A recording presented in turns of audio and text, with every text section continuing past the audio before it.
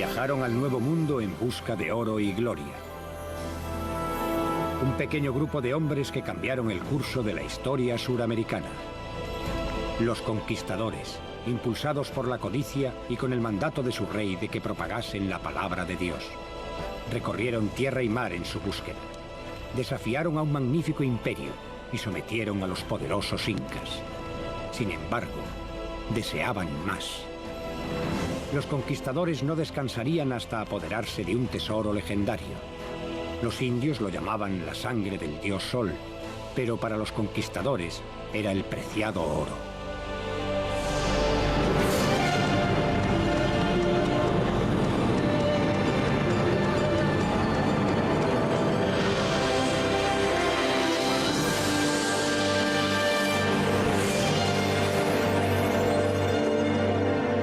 Pizarro y los incas.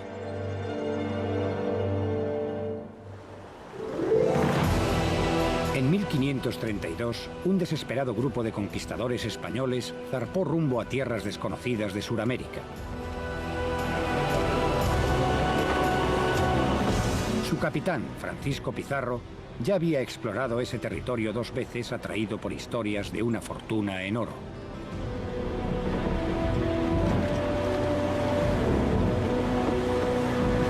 Reclutó a 180 soldados españoles bien armados con la promesa de que compartirían cualquier tesoro que descubrieran o capturasen. Partieron de la ciudad de Panamá y atracaron cerca de Tumbes, lo que hoy día es el Perú. José Antonio del Busto de Uturburu ha estudiado con detalle las crónicas de los conquistadores. Eran mercenarios, osados y crueles en su búsqueda de oro y gloria. Salió mucha gente de Extremadura porque había mucho hambre, había mucha pobreza. Se había terminado la guerra contra los moros y ya no había posibilidades de luchar contra el infiel. Entonces el botín se alejaba y en aquel entonces existe el pensamiento que se entiende mucho en ese tiempo de servir a Dios. Los españoles atracaron en lo que ahora es el noroeste del Perú. Para obtener permiso para su expedición, habían prometido llevar todo lo que descubriesen a su rey, Carlos I. La mayoría había viajado miles de kilómetros desde España hasta el Nuevo Mundo mucho antes, soportando enfermedades, guerras y otras penurias. Aquí esperaban encontrar el Dorado, una tierra legendaria tan repleta de oro que los haría más ricos de lo que pudiesen soñar. Pero Pizarro y sus hombres ignoraban lo que este reino, el imperio de los incas, de verdad poseía.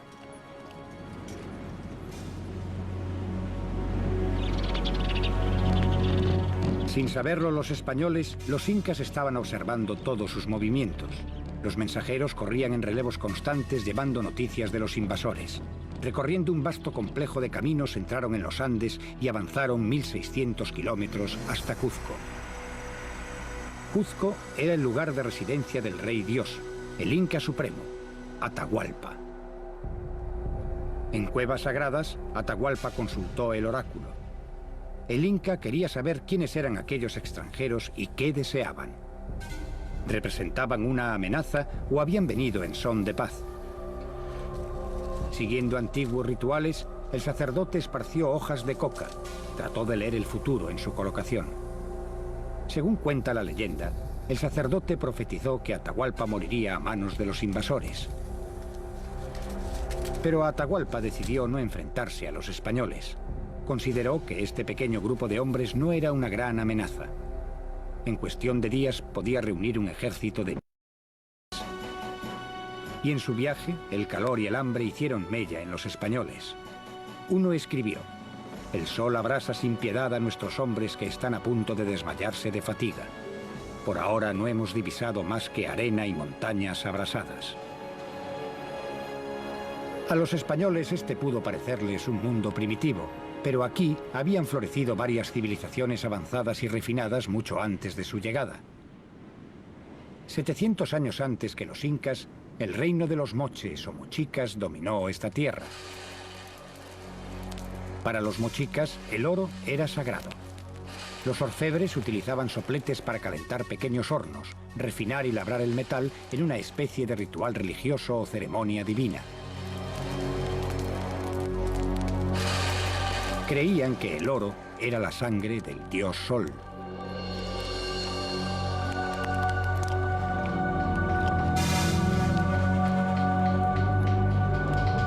Con sencillas herramientas crearon elaboradas obras de arte. Decoraron los templos del dios Sol y las tumbas de los nobles. Solo el rey tenía permitido llevar adornos de oro, muestra de su rango divino.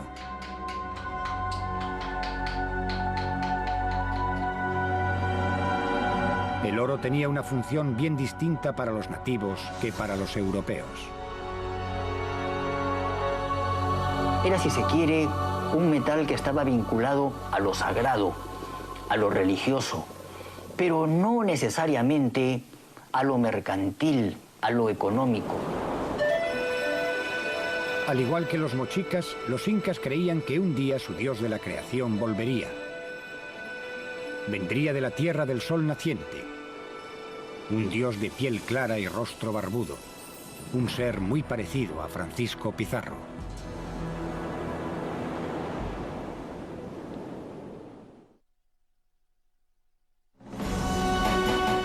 El conquistador Francisco Pizarro y su pequeño grupo de soldados españoles llegaron al linde del Imperio Inca en 1532. Llegaron hasta lo que hoy día es el Perú, en busca del oro legendario. Cuando Pizarro y sus hombres llegaron a una región llamada Tahuantinsuyo, les pasó desapercibido el tesoro que literalmente tenían bajo los pies. Cuando Francisco Pizarro desembarca en Tumbes, todavía no tiene una noción de que el Tahuantinsuyo es un imperio. Incluso cuando camina por la costa del Perú, ignora por completo él y sus soldados que allí había muchas riquezas enterradas de las antiguas culturas preincaicas. 500 años antes habían estado los mochicas. La tumba del señor de Zipán es un ejemplo. La ignoraron los españoles. Naturalmente era una sepultura bajo tierra, pero tan cuidada por los indios que ellos no se llegaron a percatar. Las cámaras funerarias de los mochicas en Zipán albergaban más oro y plata que el resto de las del Nuevo Mundo. Hoy día los arqueólogos desentierran lo que los conquistadores pasaron por alto. E incluso ahora los tesoros deben custodiarse con rigor. Para evitar los expolios, la policía vigila los lugares de excavación. A principios de 1987, los saqueadores de tumbas entraron por primera vez en un enterramiento y se llevaron 11 sacos de tesoros. Los arqueólogos llegaron semanas después y aseguraron el yacimiento. Aún después del expolio, el cementerio seguía conservando tesoros de asombrosa maestría. Allí estaban las tumbas de los señores de Zipán, los gobernantes mochicas, que se adornaban con la sangre de su dios Sol. Desde su descubrimiento, el yacimiento del noroeste del Perú ha estado prácticamente sitiado. Habla el doctor Walter Alba, supervisor de la excavación. Y bueno, había siempre sus disparos en la noche, sus gritos, sus amenazas, algunos intentos, 2 intentos de saqueo que penetraron adentro del lugar para tratar de asaltar, y incluso hubo un herido que la policía disparó contra él y desapareció, nunca supimos quién fue.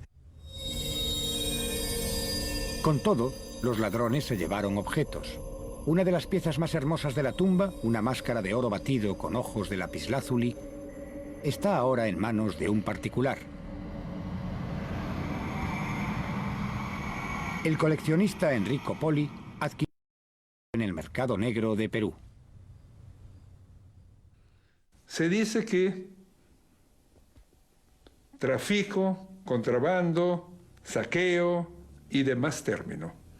La pregunta muy necia por sí misma es que si reconocen que lo que hay en esa colección es lo más privilegiado del Perú.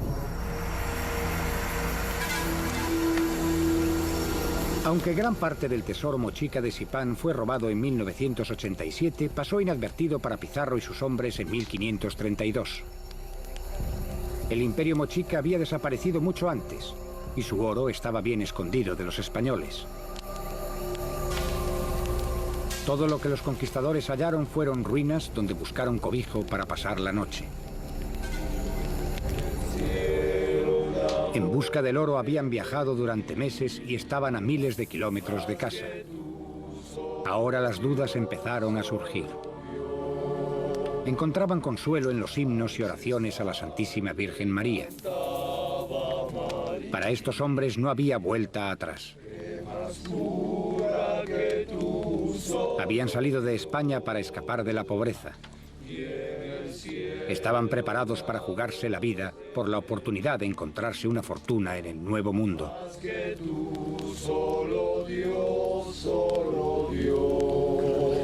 Francisco Pizarro prefería una vida de aventura a la monotonía de cuidar cerdos, su anterior medio de subsistencia.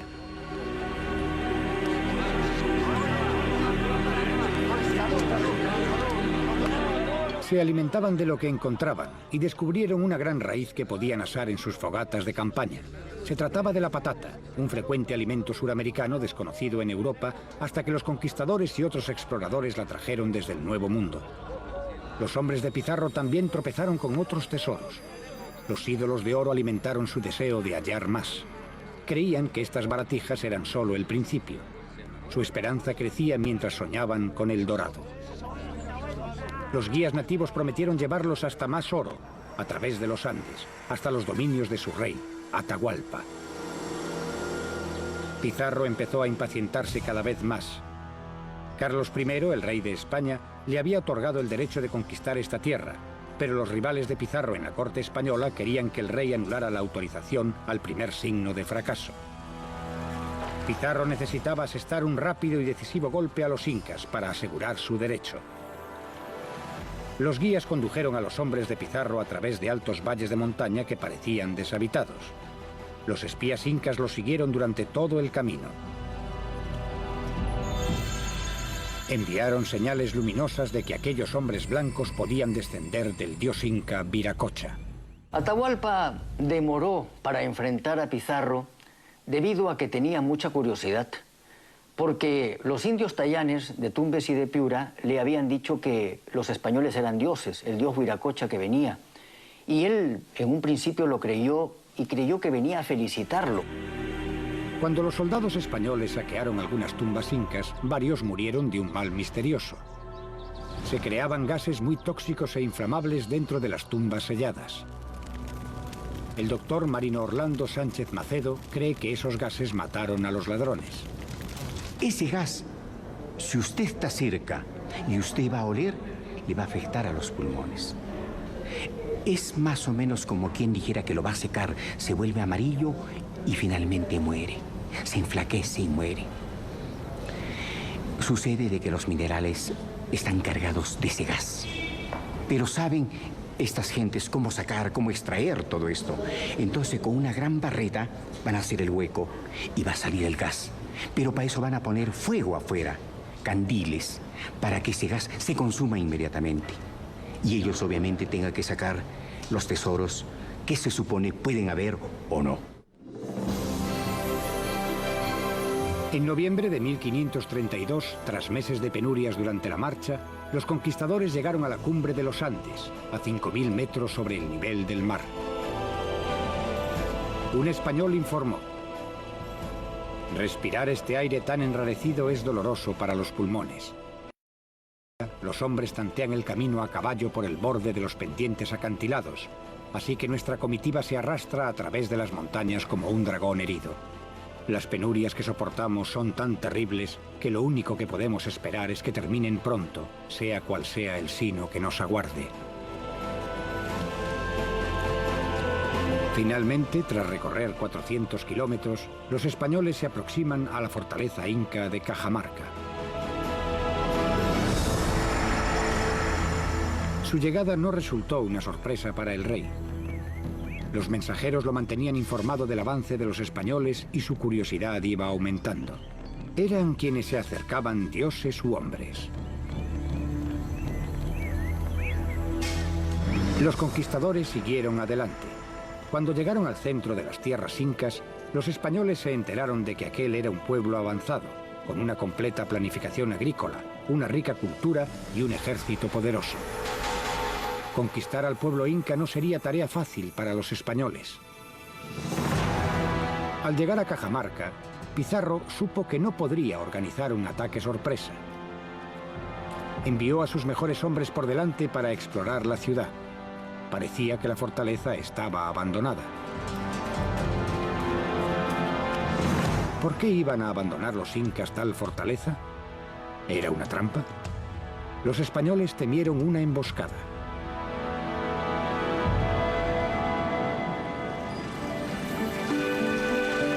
Mientras las tropas de Pizarro esperaron llenas de dudas en Cajamarca, Atahualpa se relajaba en las termas cercanas bañándose con su hermana favorita.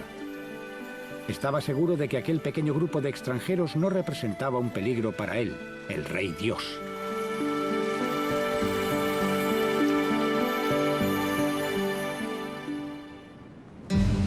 Pizarro, sin embargo, estaba ansioso por conocer a Atahualpa. Le envió emisarios. Atahualpa y su corte recibieron a los españoles con un despliegue de fría dignidad. Los conquistadores quedaron impresionados. Uno escribió: en su mirada fija reluce un fuego peligroso. Los incas nunca habían visto caballos. Los españoles no desmontaron para inspirar respeto y temor. Espolearon a los caballos para que se encabritaran y patearan esperando impresionar a los incas. Atahualpa ni siquiera se inmutó. Por el contrario, bebió a la salud de los españoles del cráneo de un prisionero ejecutado. A los extranjeros les ofrecieron copas de oro y bebieron con reparo. Atahualpa declaró que acudiría a Cajamarca al día siguiente para visitar a Pizarro.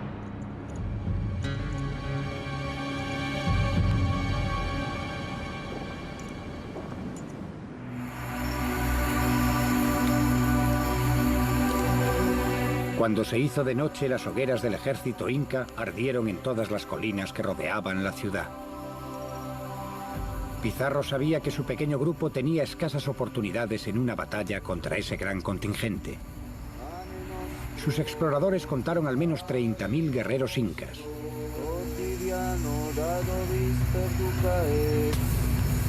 La noche del 16 de noviembre de 1532, los españoles rezaron juntos por lo que muchos creían que sería su hora final.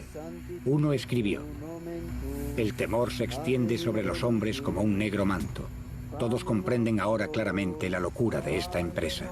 Todos saben que solo un milagro puede salvarnos. Y muchos quizás se preguntan si el cielo los creerá merecedores de un milagro. Con la luz del alba, Pizarro dijo a sus hombres que se preparasen para la batalla. Pero la muerte parecía más probable que la victoria.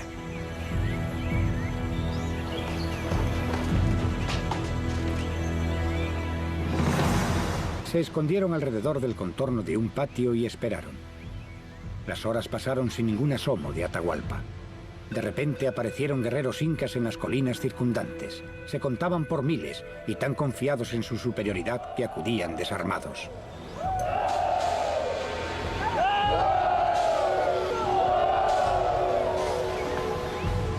Creció la inquietud, pero solo podían esperar.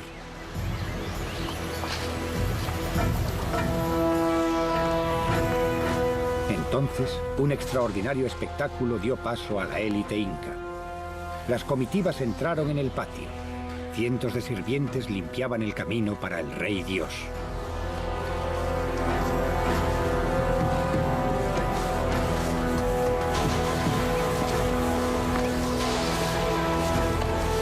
Con gran pompa y fanfarria, el soberano inca entró en la ciudad. Los nobles incas de más alcurnia rodeaban a Atahualpa, llevándolo en andas en un lujoso trono de oro.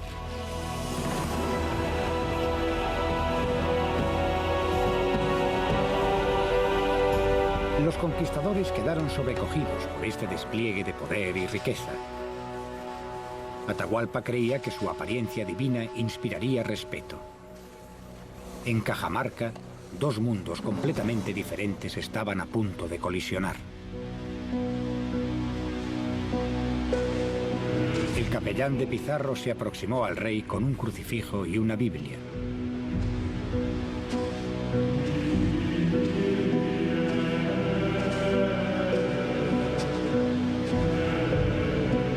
hizo que Atahualpa renunciara a sus creencias paganas y se sometiera al bautismo y a la corona de España.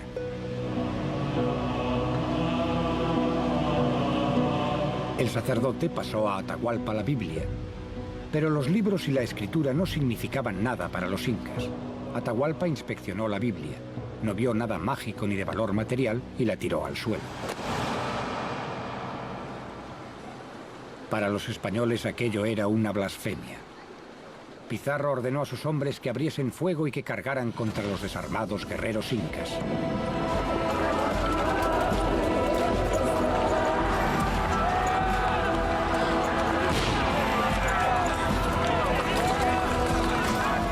Un soldado escribió: entonces nuestras tropas irrumpen por todas las puertas y caen sobre los indios indefensos gritando. Hacen pedazos a los incas desarmados con sus espadas como si estuviesen cortando piezas de pan. Fue una carnicería atroz. Reinaba un hedor a sangre y muerte. El enorme ejército inca se quedó aturdido por este feroz ataque. El dios Sol fue derribado al suelo. Pizarro hizo que lo arrestaran. Sabía que manteniendo vivo a Atahualpa tendría como rehén a todo su imperio.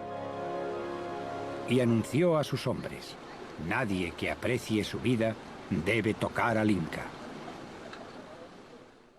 Pero la guerra mágica, cuando cae el jefe, entonces eso quiere decir que la guerra mágica cesa de regir. Y a partir de entonces reina la acefalía, reina el desgobierno. El imperio inca resultó sacudido hasta sus cimientos. Con un solo golpe Pizarro había capturado al rey Dios. Pero aún sin su líder, algunos incas resistieron de cualquier modo que pudieron. El dorado imperio de los incas era vasto. Se extendía 3.200 kilómetros desde la Colombia actual a Chile. Su población era de 12 millones de personas. Estas personas habían creado una organización agrícola moderna y floreciente, más avanzada que la de España. En este país nadie pasaba hambre jamás, ya que las buenas cosechas proporcionaban gran cantidad de alimento. Si no era el Dorado, podría muy bien confundirse con el Jardín del Edén. En su reino.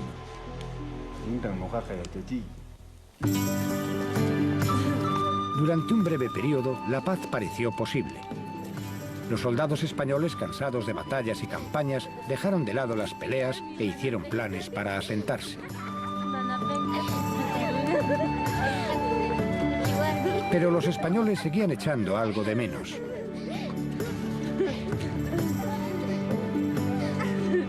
A pesar de su victoria, los conquistadores habían visto poco de lo que habían venido a buscar: oro.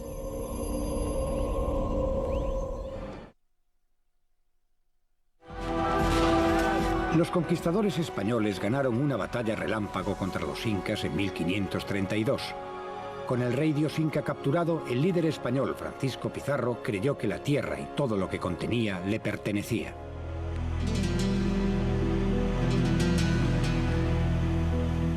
Francisco Pizarro obtuvo por la capitulación de Toledo un territorio que empezaba en el río de Santiago, que es el río de Tempula, actualmente en Colombia, y llegaba hasta el paralelo de Chincha, que introducido el paralelo hacia el interior del país, abarcaba el Cusco y un poco más, incluido Machu Picchu.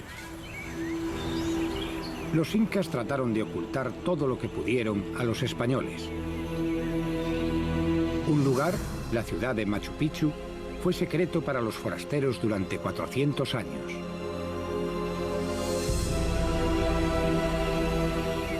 Seguros de que los incas les ocultaban grandes tesoros, los españoles se volvieron suspicaces, pero entre Pizarro y Atahualpa creció cierta relación.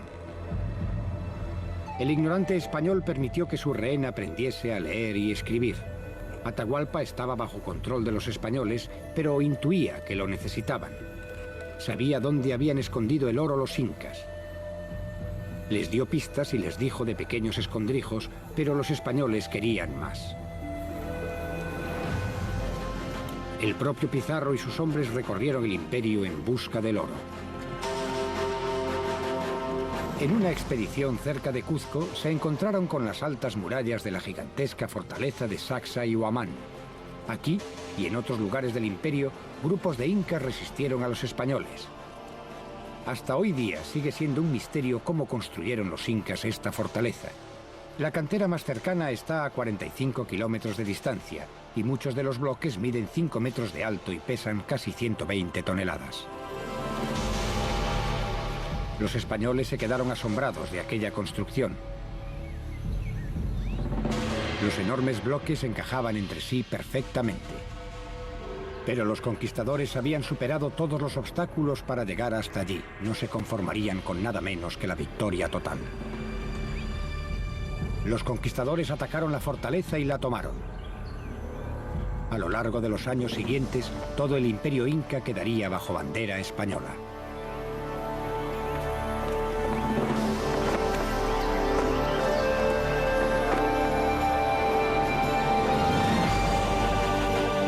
Los españoles siguieron avanzando por los Andes, aprovechando los excelentes caminos incas. Cuanto más buscaban el oro, más desesperados y salvajes se volvían. La tortura se convirtió en herramienta común entre los conquistadores. La crueldad de los españoles fue recogida por un artista indio de la época. Sus dibujos son uno de los pocos testimonios auténticos de las atrocidades. El ansia de oro y el deseo de convertir indios al cristianismo desencadenaron una fiebre de tortura y brutalidad. Las noticias de estos crímenes llegaron al rey de España, Carlos I, que decretó su cese. Pero sus órdenes se ignoraron mucho tiempo. Gradualmente los indios se convirtieron y aceptaron la religión de los españoles. Y en parte la hicieron suya propia. El oro, que los incas consideraban sagrado, se transforma en láminas finas. Hoy día, los artesanos cubren una imagen de María, Madre de Jesús, con el preciado metal, igual que los orfebres incas hacían con sus ídolos hace cientos de años. Ambas religiones se funden simbólicamente. Un príncipe inca con un crucifijo, la fusión de dos culturas. Hubo desde un primer momento en la mentalidad española el criterio de dividir la República de Españoles y la República de Indios. La República de Españoles era la que llevaba la voz cantante de la cultura occidental y la República de Indios la que llevaba la voz, si se quiere, de los vencidos. En realidad, hoy nosotros hemos juntado las dos tendencias. Y por eso es que yo hablo con la seguridad del mestizo. Yo tengo sangre española y tengo también sangre india. Hoy día, esta fusión de las culturas india y española se ve claramente en Cuzco.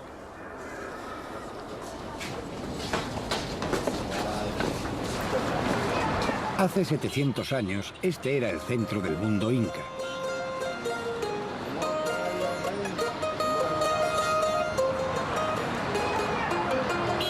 Enormes muros de piedra de palacios ahora sostienen iglesias católicas.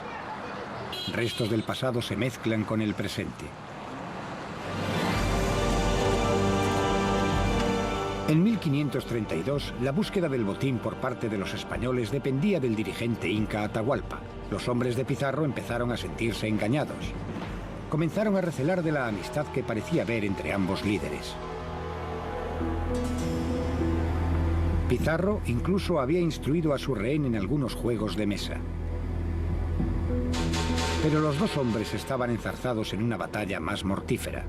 Se estudiaban mutuamente con detenimiento, conscientes de estar inmersos en una escena de delicado equilibrio.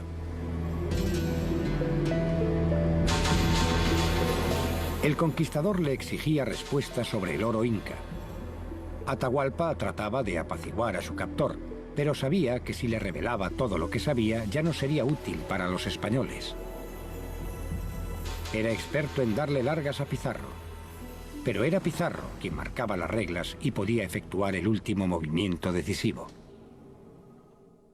Se ha dicho que hubo una interdependencia entre Atahualpa y Pizarro, Pizarro y Atahualpa, es verdad. Atahualpa quería su vida, su libertad. Pizarro quería el botín, quería la gloria. De manera que los dos tenían intereses opuestos, pero que al mismo tiempo se complementaban en el fondo. Para crear un vínculo más profundo, Atahualpa le ofreció a Pizarro en matrimonio a su hermana favorita. Pizarro hizo que la bautizasen, le dio el nombre de Inés y la tomó como amante, pero jamás se casó con ella.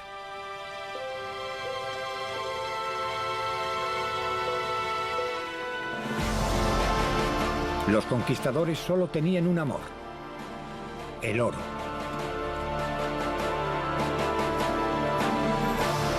Su búsqueda del legendario El Dorado los llevó a adentrarse en territorios desconocidos y hostiles.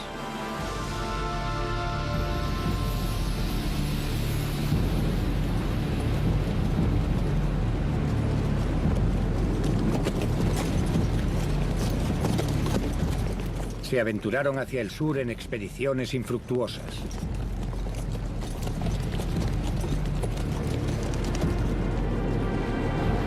Llegaron a desiertos y llanuras aladas donde pocos sobrevivieron.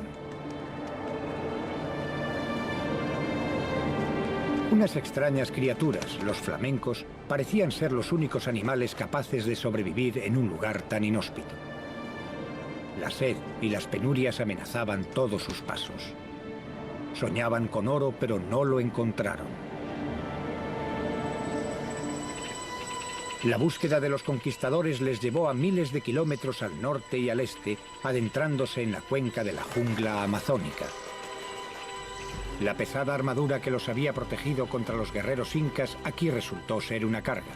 Cayeron presa del calor y la enfermedad. Cientos se enfermaron mortalmente y volvieron atrás, mientras que a otros simplemente se los tragó la jungla. Los guías indios de haber visto El Dorado con sus propios ojos. Estaban simplemente tratando de contentar a sus conquistadores o jugaban con la avidez del oro de los españoles. Una expedición española consiguió descender todo el Amazonas y no encontró ni una sola gota de oro. Las esperanzas de los conquistadores de encontrar El Dorado empezaron a desvanecerse.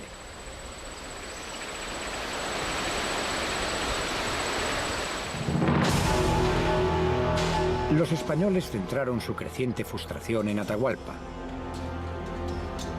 Pizarro lo acusó de mantener oculto su tesoro.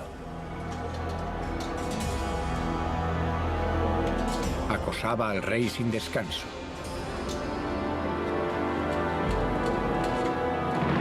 Finalmente amenazó con ejecutar a Atahualpa. El rey inca se había quedado sin opciones. Un sirviente tradujo su desesperada súplica. A cambio de su vida y su libertad, Atahualpa llenaría de oro una habitación de 50 metros cuadrados. Pizarro aceptó enseguida. Por última vez, la autoridad absoluta del gobernante inca quedó patente. Convocó a sus súbditos y de todos los rincones del reino trajeron oro para pagar por su vida.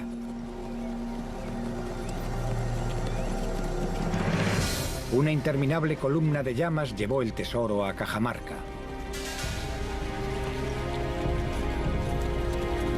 El pueblo indio trabajó durante 3 meses para enviar ídolos de oro y sacos llenos de preciosos metales. Hasta hoy, sigue siendo un misterio dónde habían escondido estas enormes riquezas. Bajo la atenta mirada de los soldados españoles, apilaron el rescate formando un gigantesco y reluciente montón.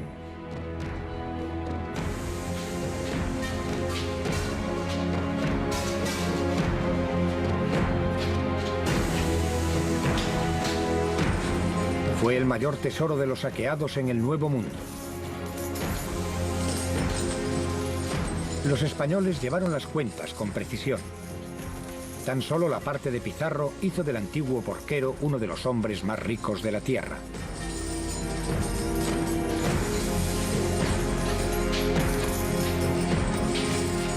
Pero antes de que la suma total se hubiese contabilizado, surgieron disputas sobre cómo debía dividirse.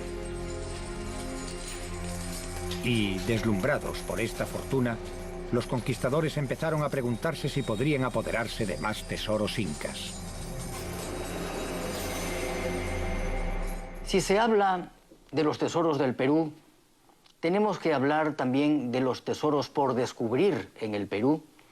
Yo creo que existen, porque lo que se ha descubierto, creo yo que es fruto de la casualidad más que de la excavación científica. Y, claro está, tumbas, hay muchísimas, lo que pasa es que no han sido localizadas, me refiero a tumbas importantes, y dentro de ellas, indudablemente, hay gran riqueza. Los periódicos peruanos todavía plasman noticias sobre buscadores ilegales de tesoros. Esa parte no es tan... Y es bien borrosa. ¿Tú te acuerdas que me estabas enfocando al profundo, no? Ajá. Porque hay cosas raras ahí. Sí, es que es como las dos piedras. Cerca de Cuzco, en 2001, unos ladrones que dijeron ser arqueólogos irrumpieron en las cuevas en busca de oro inca. Los ahuyentaron antes de que pudiesen robar algo. En todo el país, los niños suelen descubrir entradas largo tiempo ocultas en los cimientos de los edificios incas. El rumor se propaga rápido, y los buscadores de tesoros saquean todo lo que encuentran. Muy peligroso. ¿Por qué?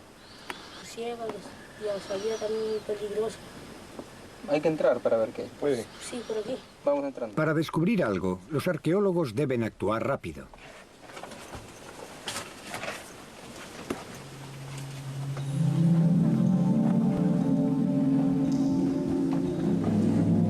Investigar cualquier cueva representa graves peligros.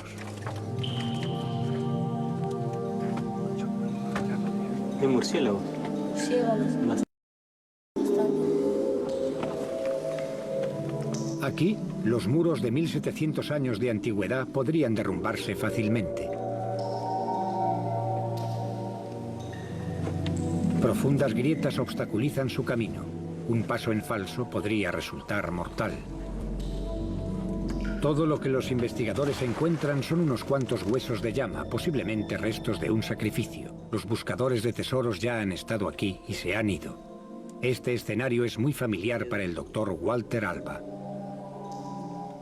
Bueno, esto es una de las cosas que más sorprende y que creo que debe alertar a la comunidad internacional, la rapidez con que actúan los traficantes y los coleccionistas. La tumba de Zipán fue saqueada en febrero y ya apenas una semana más tarde las piezas ya estaban vendiéndose en Lima y muchas piezas de metal ya estaban fuera del país, en el mercado americano, en Europa.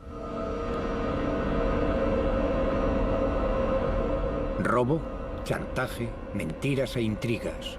Parece que el legado de los conquistadores es una persistente codicia por el oro inca. Para Atahualpa, la riqueza de su país fue la causa de su caída.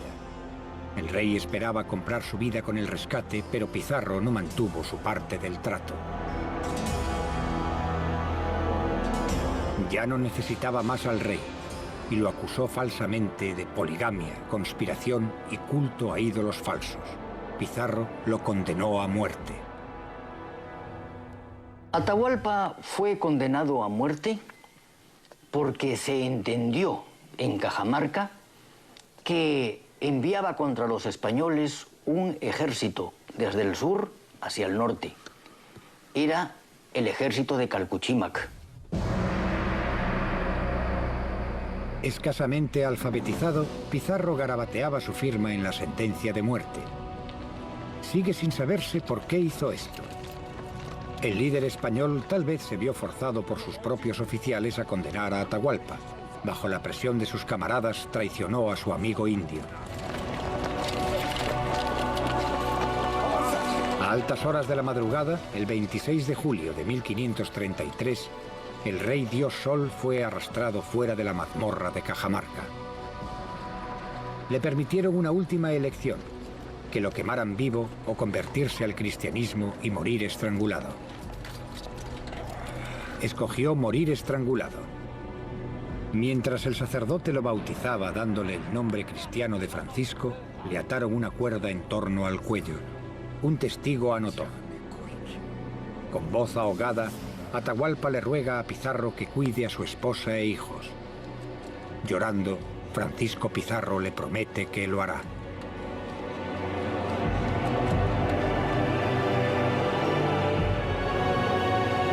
La cuerda se fue apretando lentamente. Uno de los emperadores más poderosos de la tierra murió a manos de un puñado de mercenarios.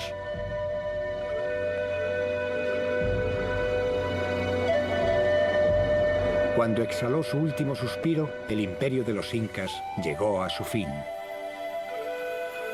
Aquella noche, miles de súbditos de Atahualpa se suicidaron esperando seguir a su amo y señor al otro mundo, a la Casa del Sol.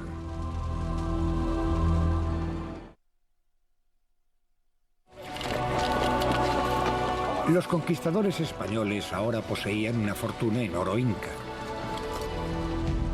Su líder, Francisco Pizarro, ordenó que la mayor parte del tesoro se fundiese. Los orfebres indios llevaron a cabo la tarea, transformando obras de arte en lingotes que podían pesarse y venderse. Los hornos ardieron sin parar durante 34 días.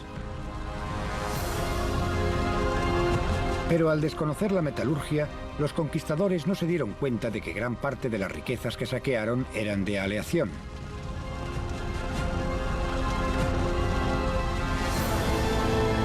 Los lingotes que enviaron a España solían contener un alto porcentaje de hierro y cobre, mucho menos valiosos que el oro.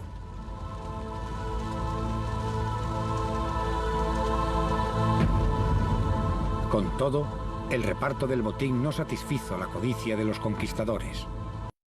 Espoleados por la envidia y el rencor, los españoles lucharon como leones por una presa. Con los incas derrotados se volvieron contra ellos mismos y su líder. Francisco Pizarro se había hecho muchos enemigos en el camino a la victoria. 12 asesinos atacaron a Pizarro. Luchó hasta el final y sus últimas palabras fueron: «Ven, mi fiel espada, compañera de todos mis actos». Pizarro nunca había regresado a su España nativa. Justo 8 años después de ejecutar a Atahualpa, murió a manos de sus propios compatriotas, el 26 de junio de 1541. Francisco Pizarro era negligente en su salud y en su vida. No se cuidaba porque era muy sano, era muy fuerte, pero al mismo tiempo no guardaba su persona con los soldados que debería de tener. Y por eso aprovecharon los almagristas, lo asaltaron en su palacio de Lima y le causaron la muerte. Cargamentos de oro y plata se embarcaron rumbo a España. El rey Carlos I los necesitaba para pagar sus cuantiosas deudas. El primer puerto español al que llegaron fue el de Sevilla. Los archivos de la conquista aún contienen meticulosas listas de los expolios hechos en el Nuevo Mundo.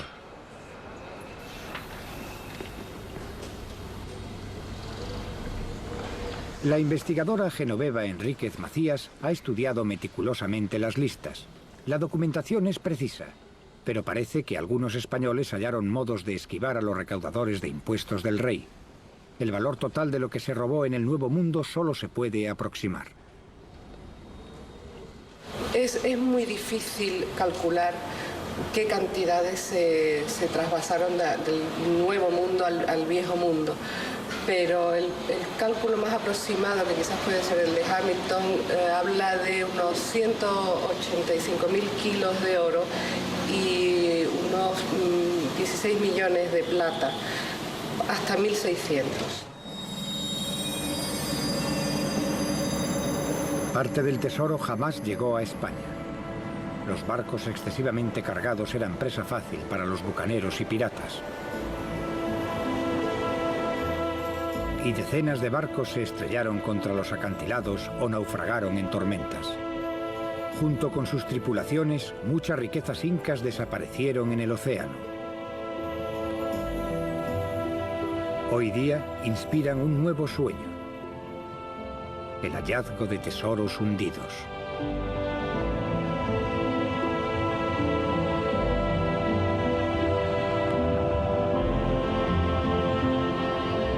Pero al igual que el dorado, la mayoría seguirán ocultos. El oro de los incas, la sangre del dios Sol, las riquezas que incitaron a los conquistadores a actos tanto heroicos como salvajes, sigue siendo material de leyenda aún hoy día.